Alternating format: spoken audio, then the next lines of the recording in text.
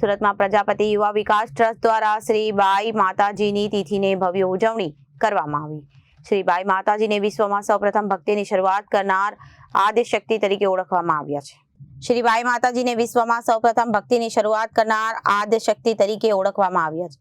ભક્ત પ્રહલાદની અંદર ભક્તિનો સંચાર કરનાર સ્વયં માં શ્રી બાઈ હતા, જેના કારણે ભગવાનને નરસિંહ અવતાર ધારણ કરવો પડ્યો હતો। સોમનાથ દાદાના દર્શને જતા ભક્તોને તલાલા ધામ ખાતે આવેલા માં શ્રીબાઈના આશ્રમની મુલાકાત લેવા બે હાથ જોડીને ખાસ વિનંતી કરાઈ છે। સતયુગના સમયના આ પવિત્ર આશ્રમમાં મુલાકાતીઓ અને પરમ શાંતિનો અનુભવ થશે તેવો દાવો કરવામાં આવ્યો છે।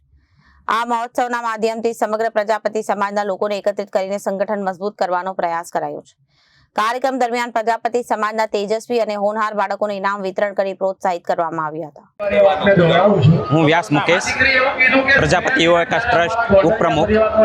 આજે પ્રમાદ સમાજનું એક સરસ મજાનું ખૂબ આયોજન કર્યું છે, જે શ્રીબાઈ માતાનું અમે તિથિ મહોત્સવ ઉજવ્યો છે, જેમાં બાળકોને ઇનામ વિતરણ કરી અને બાળકો સારી ટકાવારીએ પાસ થયા હોય તેને પ્રોત્સાહન કરીએ છીએ।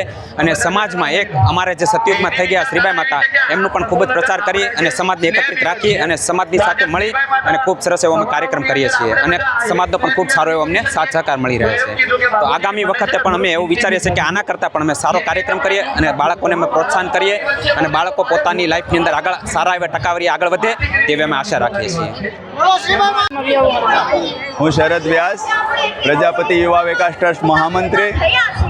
આજે અમારે સુરત ખાતે સરસ મજાનો અવસર આવ્યો છે। માં ભગવતી શ્રીબાઈ માતાની તિથિ ઉજવાઈ રહી છે। ઘણાય લોકોને ખબર નથી કે શ્રીબાઈ માતા કોણ હતા, પણ આ વિશ્વ ઉપર જે પ્રથમવાર જે ભક્તિ લાવ્યા એ જ તો માં શ્રીબાઈ હતા। તો શ્રીબાઈ માતાને આખા ગુજરાતમાં બધા લોકો ઓળખે, બધા લોકો એના દર્શનનો લાભ લે અને ખૂબ સરસ મજાનો આશ્રમ છે શ્રીબાઈ માતાનો, તાલાળા ધામ।